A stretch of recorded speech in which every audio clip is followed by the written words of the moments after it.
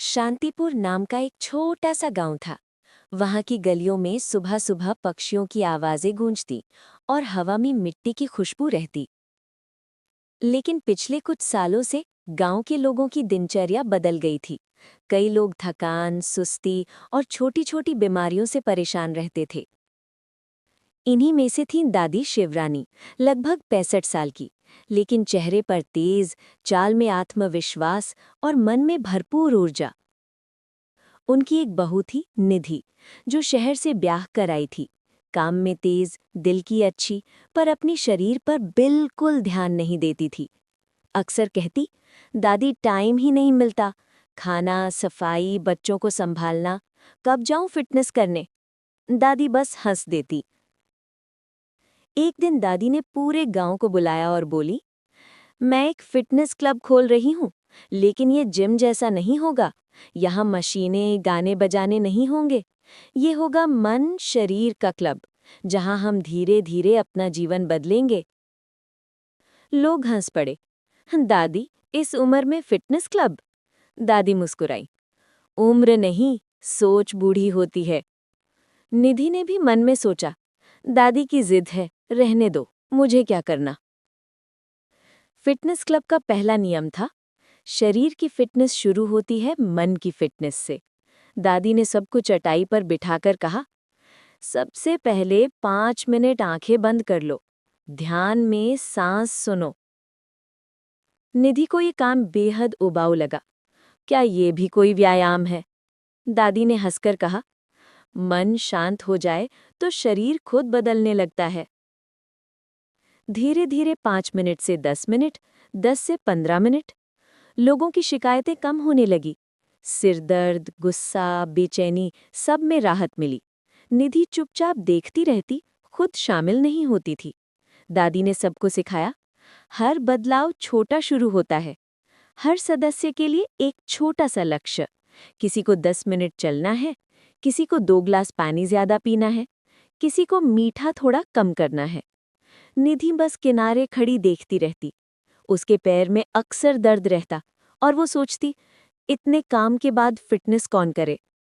दादी ने एक दिन उसके पास जाकर कहा, बिटिया, बदन दुखता नहीं, वो पुकारता है कि थोड़ा संभाल लो मुझे। तुम सबसे ज्यादा काम करती हो, इसीलिए तुम्हें ही सबसे ज्यादा फिटनेस की जरूरत है। ये सुनकर निधि कुछ देर चुप रही। अगली सुबह निधि जल्दी उठी।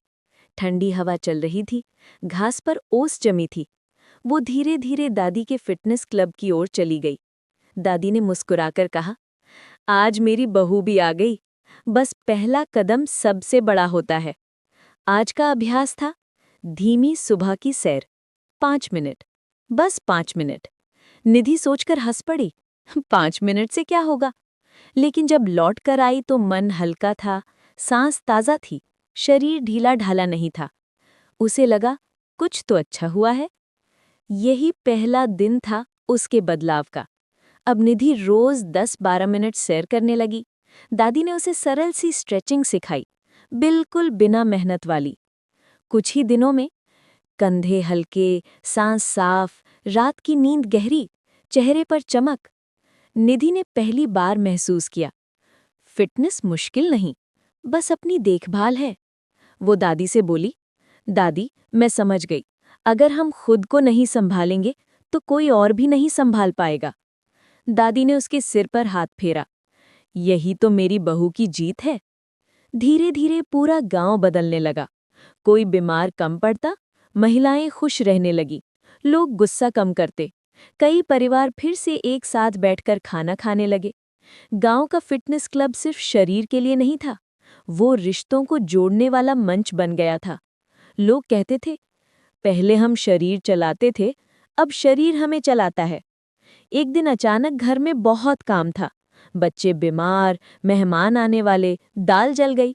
निधि तनाव में थी।